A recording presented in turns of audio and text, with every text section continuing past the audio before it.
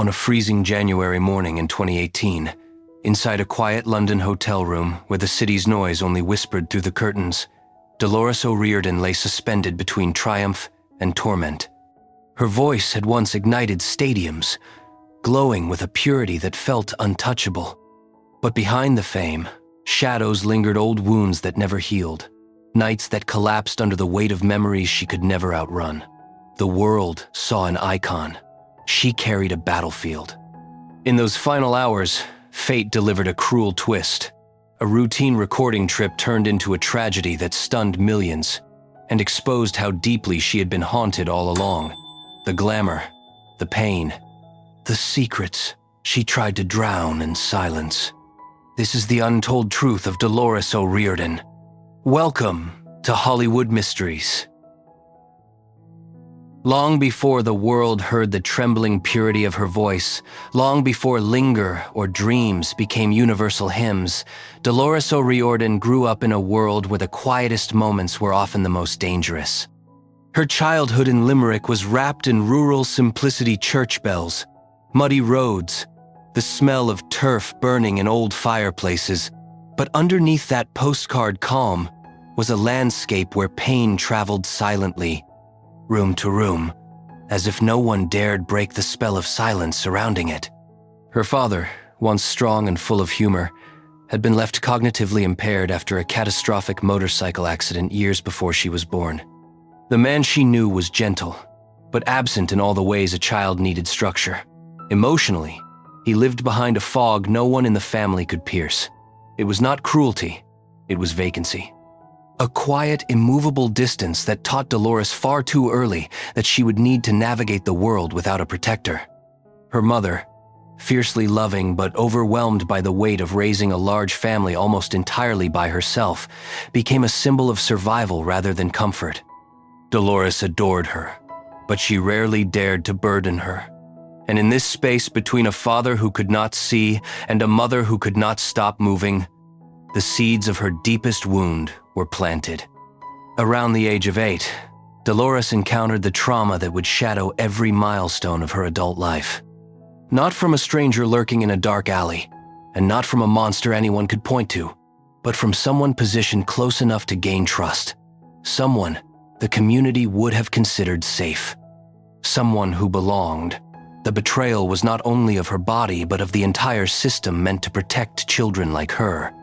The abuse stretched across 4 crucial years of her development, a repeated violation masked by the illusion of familiarity. In most stories, time distances a person from their pain. In Dolores's story, time simply folded the memories into deeper layers of her identity. At an age when most children learn to tie their shoes or spell their names, she learned to split herself in two: the child who endured and the child who performed normalcy so convincingly that even she sometimes believed her own disguise. But the psyche has no real hiding places. The trauma whispered into her adolescence like a ghost she couldn't name. When other girls asked naive questions about first crushes and first kisses, Dolores secretly wondered if her body even belonged to her anymore. The shame, though never hers to carry, clung to her like a second skin. She internalized it so completely that she believed she had somehow invited it, caused it, and deserved it. And in a deeply Catholic Ireland, where propriety mattered more than confession, where families valued reputation over emotional truth, Dolores received the message, subtle, unspoken, that some things must never be said aloud. Silence became her first language of survival. She learned to play the piano, not only to express herself, but to drown out the static in her mind. Each note became a refuge, a temporary escape from the chaos locked behind her ribs. Yet silence has a cost. It metastasizes. It rewrites the brain's understanding of safety and love. It teaches a child that vulnerability is dangerous.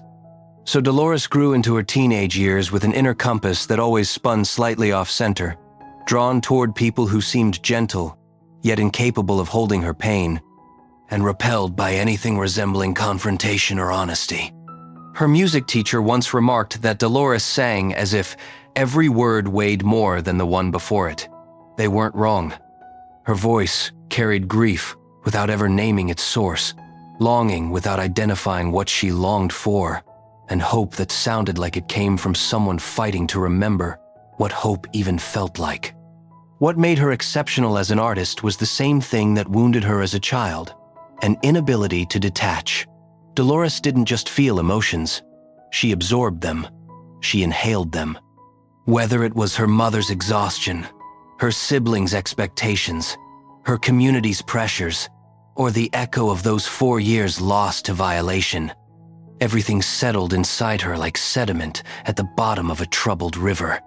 By the time she was thrust into fame, she wasn't just carrying a dream, she was carrying a private battlefield. The world would one day marvel at her fragility, misinterpret it as eccentricity, or romanticize it as the temperament of a rock star. But the truth was simpler and infinitely more tragic. Dolores O'Riordan was a woman whose childhood taught her to bleed quietly, to love carefully, and to survive in silence. The stage would amplify her voice, but it could never drown out the shadows that formed long before she ever stepped into the light.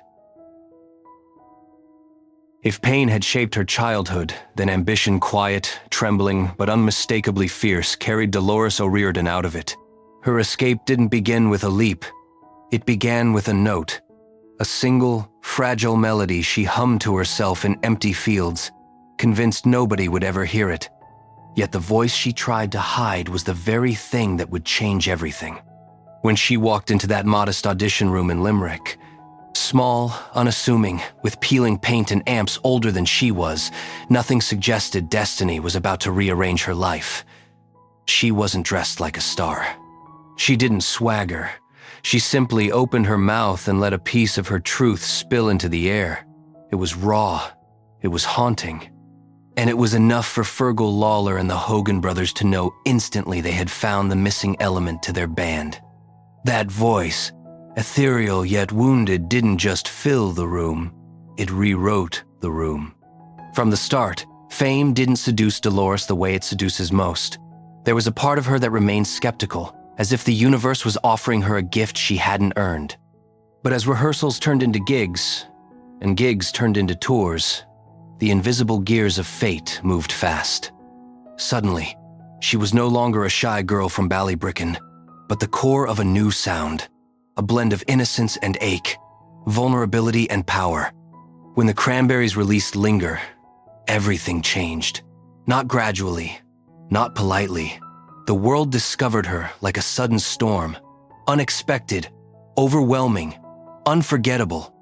The song spread like wildfire, delicate vocals carrying heartbreak, accompanied by a purity that felt almost too honest for the music industry's polished surfaces. Dolores became the emotional compass of her generation, even though she never asked for that role. Then came Zombie. If Linger introduced her, Zombie crowned her. She wrote it in a hotel room, scribbling frenetically, moved by the image of 2 children killed in the Warrington bombing. It wasn't glamorous inspiration. It was fury, braided with grief. The song was a protest, a cry, a plea, and she poured into it more than artistry.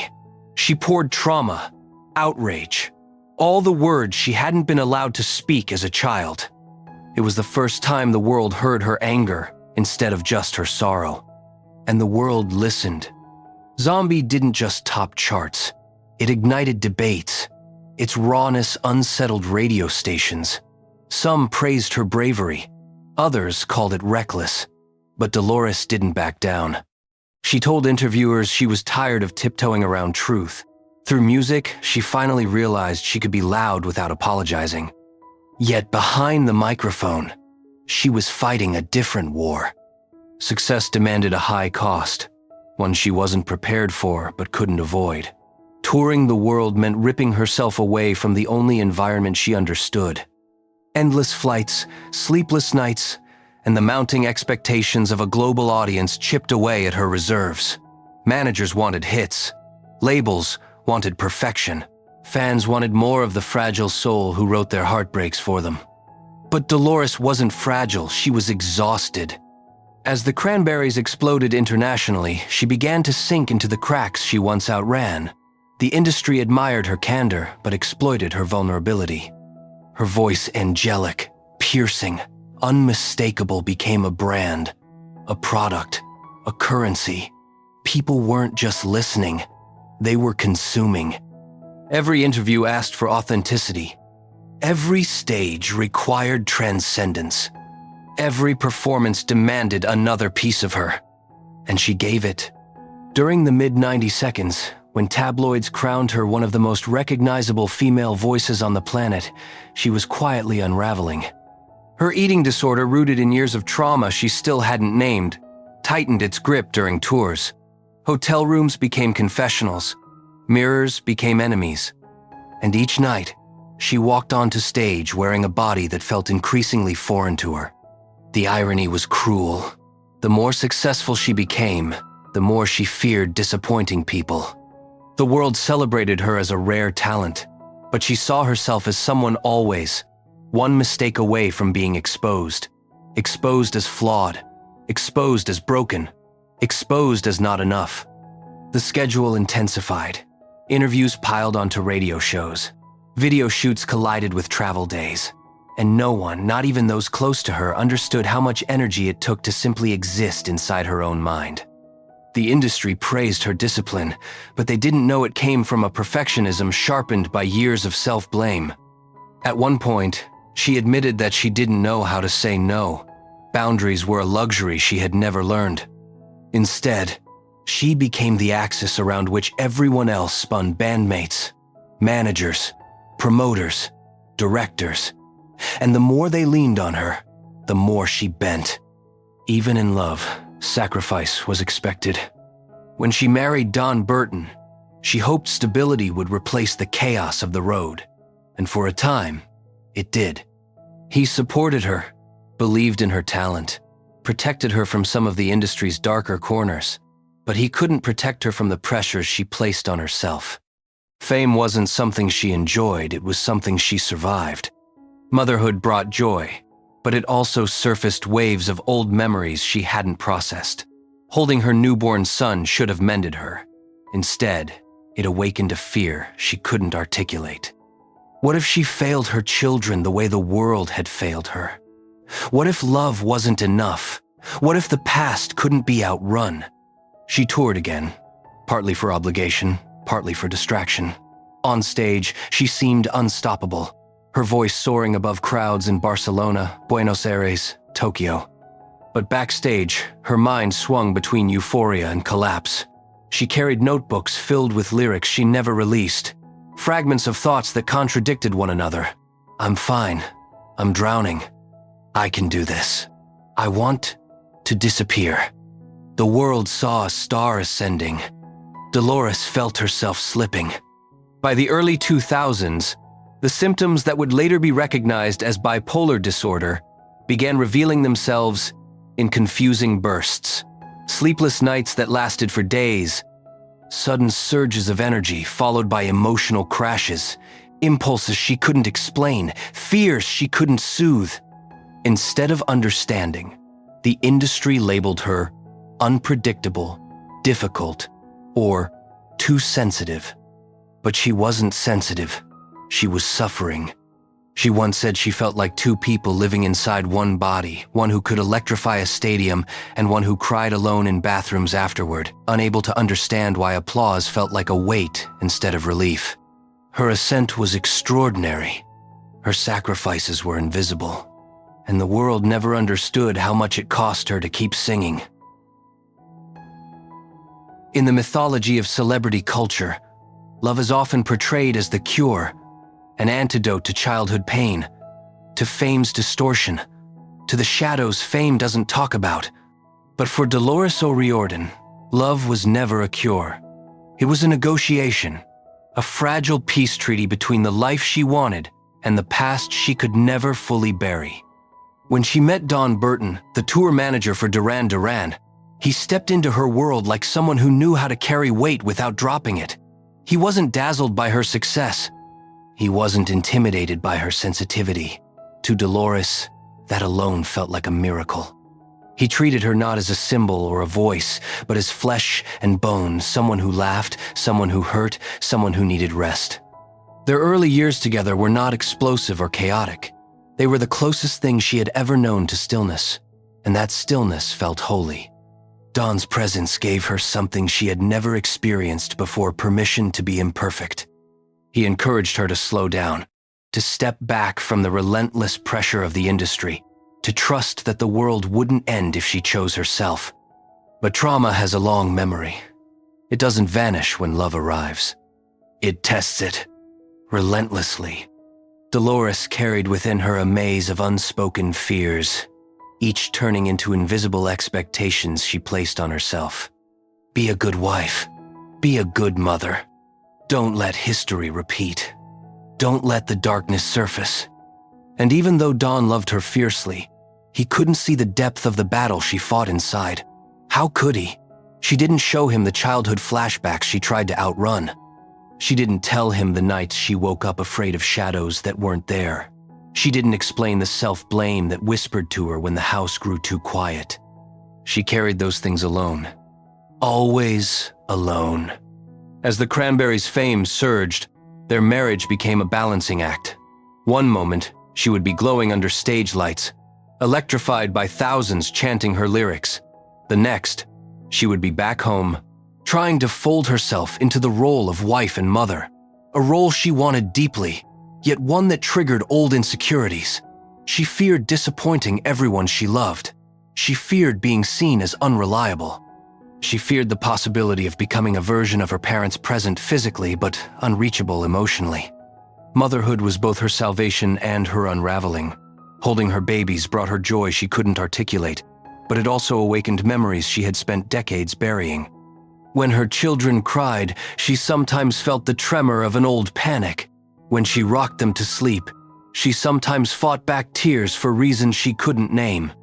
Her love for them was immeasurable, but love doesn't erase wiring. It exposes it. She loved Dawn. She loved her children, but she didn't love herself. And that imbalance is the quiet beginning of tragedy. While the band toured, the cracks widened. The media misinterpreted her emotional volatility, reducing her to caricatures like eccentric rock star or unpredictable frontwoman. They never considered the possibility of bipolar disorder. They didn't know the storm building inside her chest.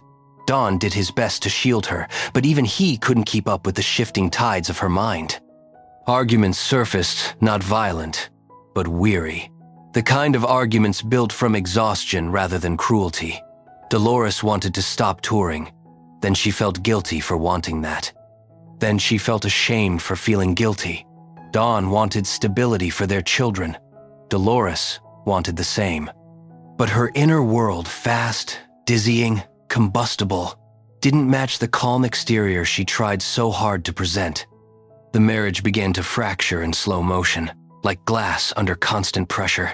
There wasn't one defining betrayal, one unforgettable fight, one villain. The tragedy, ironically, was the absence of villains. This wasn't a story of abuse or exploitation. It was a story of two good people who couldn't protect each other from the things they couldn't see. When the separation finally came after 20 years, it wasn't dramatic, it was devastating. Dolores rarely spoke publicly about it, but those who saw her during that period said she functioned like someone whose center had quietly collapsed. The divorce didn't just end a marriage. It dismantled the only stable structure she had ever built for herself. And that instability followed her across continents. New York became her refuge, and her undoing. She drifted between hotels, sometimes alone, sometimes disoriented, always trying to hold herself together with the same determination that once fueled her rise. Those nights were not filled with rock star decadence. They were filled with confusion, insomnia, overwhelming anxiety, and the kind of loneliness that makes time feel distorted. The city never judged her. It simply swallowed her into its anonymity. On that ill-fated Aer Lingus flight in 2014 where she was arrested during a manic episode, the world saw a headline. But what really happened was the eruption of years of suppressed pain. The flight incident wasn't an outburst. It was a psychological breaking point, a culmination of grief, untreated bipolar symptoms, and the silent shock of losing the man who once steadied her world. When she confessed later that the separation stressed her greatly, she didn't capture even a fraction of the truth. The divorce didn't simply stress her, it unanchored her. It left her defenseless against the storms she had always carried inside. And without Don's grounding presence, those storms escalated. But the most haunting detail is this: she never said a cruel word about him. Not once. Even in interviews after their separation, she spoke of Don with warmth and gratitude. That alone reveals the nature of their tragedy. This wasn't a toxic romance. It was a love story, overpowered by a lifetime of emotional wounds neither of them fully understood. The climax of her life was not a violent breakup. It was the moment she realized love could not save her from herself. She spent her last years weaving between moments of clarity and moments of collapse, missing her children fiercely, missing the stability she once had, missing the version of herself that fame had torn apart long before the marriage ever ended. Her past, her illness, her exhaustion, everything converged, tightening around her life like a slow-moving storm no one could stop. The world assumed Dolores fell apart because of fame. The truth is far more tragic. She fell apart because she never learned how to carry the weight of being loved. Not truly. Not consistently. Not without fear. Love was the highest point of her story, and the place where she broke the most. For most artists, the downward spiral arrives loudly. It destroys in a burst scandal, overdose, headlines. For Dolores O'Riordan, the fall was quieter. A gradual erosion, like a shoreline being eaten by tides no one bothered to notice. The world did not witness a single disaster. It witnessed a woman fighting storms that didn't make a sound until it was too late.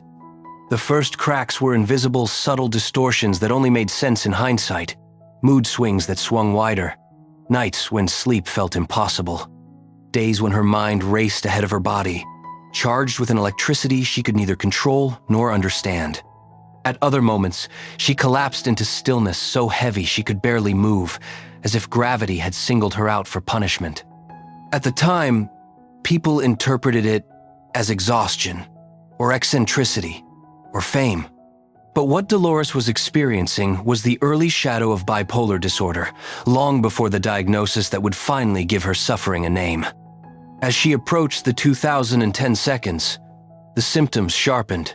Her inner world oscillated between hypervigilance and emotional paralysis. Some days she felt like she could rewrite the world. Other days she wrote messages to herself in journals that read more like warnings than reflections. The separation from Don Burton after 20 years of marriage didn't ignite the collapse, but it accelerated everything already breaking inside her. Without the familiar stability of family life, without the presence of someone who understood the rhythm of her moods, her mind spun faster, more violently, more unpredictably. New York, the city she fled to after the divorce, became a liminal space for her grief. She lived in hotels, rooms that changed weekly, hallways that echoed with strangers, windows that looked out onto a city that never once asked if she was okay. The anonymity felt freeing at first. Then it became suffocating. Being alone meant no one saw how badly she was unraveling. Being alone also meant no one could stop it. On the good days, she wrote music, laughed with friends, took long walks through Manhattan neighborhoods without being recognized. On the bad days, she drifted through rooms like a ghost, forgetting meals, forgetting conversations, forgetting that she'd once been strong enough to stand on stadium stages and command whole continents. The world didn't know any of this. They only saw what the tabloids printed. In November 2014, during a transatlantic Aer Lingus flight, the public finally caught a glimpse of the storm she'd been fighting in private. The incident was splashed across headlines as an air rage episode, but the truth was far more tragic. She was in the midst of a severe manic episode. the culmination of months of emotional instability no one had recognized. When police boarded the aircraft, she wasn't a rock star acting out. She was a woman whose mind had betrayed her in real time. Doctors later confirmed she was mentally unwell at the moment of the arrest. She spent time in a psychiatric hospital afterward, a fact that should have moved the tabloids to compassion. Instead, it became another headline, another spectacle, another punchline, another reminder that society prefers tragedy when it's entertaining. Bipolar disorder is not loud at first. It whispers. But by 2015, the illness became impossible to ignore. That year, Dolores received the diagnosis that finally explained decades of confusion. She said publicly that depression was one of the worst things to go through, an admission delivered softly, without melodrama, as if she didn't want to inconvenience anyone with her truth. But depression didn't come alone. It brought its companions: anxiety, racing thoughts, self-doubt sharpened into self-loathing. Long nights where the idea of staying alive felt like a negotiation she wasn't sure she could win. During one particularly dark period in 2017, she began writing a suicide note while under the influence of lorazepam and alcohol. Even in her most desperate moments, she left the note unfinished, as if some part of her still believed she could outrun the darkness one more time. She tried. She truly tried. Friends later said she had good stretches, weeks where she was funny, confident, luminous. In those moments, she talked about music with excitement, about her children with pride, about her future with hope. But bipolar disorder is cruel. It offers light only to snatch it away. And each time the darkness returned, it did so with greater hunger. The final months of her life were a patchwork of optimism and fragility. She recorded vocals. She made plans. She reached out to collaborators. She sounded clearer, steadier, grounded. But underneath that brief resurgence, the war continued. On the 14th of January 2018, she checked into the London Hilton on Park Lane. It was supposed to be a short, simple trip, a few days in the studio, a few meetings, nothing dramatic. She spoke to friends, sent cheerful voice messages, even joked on the phone hours before her death. But the body can hold only so much sorrow, and hers had held too much, for too long. That night, she drank heavily. The toxicology report revealed a blood alcohol level of 330 mg, DLA levels so dangerously high that consciousness becomes unstable, coordination disappears, and judgment collapses entirely. She wasn't partying. She wasn't celebrating. She wasn't reckless. She was numbing something old, something unnameable, something that had followed her from childhood fields to global fame to hotel rooms on opposite sides of the world. They found her unresponsive in the bathroom. A tragic accident, drowning in a bath, her body incapable of protecting itself under the effects of alcohol. Her prescription medications were present but at therapeutic levels, meaning they played no direct role in her death. There was no overdose, no deliberate attempt, no hidden scandal. Just a woman whose mind had been injured too deeply, for too long. A woman whose body surrendered before her spirit ever wanted to. The world mourned the instant the news broke. Fans left flowers, radio stations played her songs, social media flooded with memories from people who had never met her but felt understood by her music. Her voice, once the symbol of a generation's innocence, became the anthem of their grief. But grief is often selective. It highlights what it wants to see. It ignores what is uncomfortable. Dolores's death was not simply the result of alcohol. It was the final chapter of a life shaped by trauma, muted by silence, distorted by fame, and complicated by an illness she didn't choose and could never fully control. The legacy she leaves behind is not one of tragedy alone. It is a testament to the resilience of a woman who carried mountains on her back and still managed to create beauty in the midst of suffering. Her songs were not just melodies, they were encrypted stories, full of coded cries for help, confessions hidden in metaphors, and truths sung because saying them would have been too painful. Her life forces us to confront a difficult reality.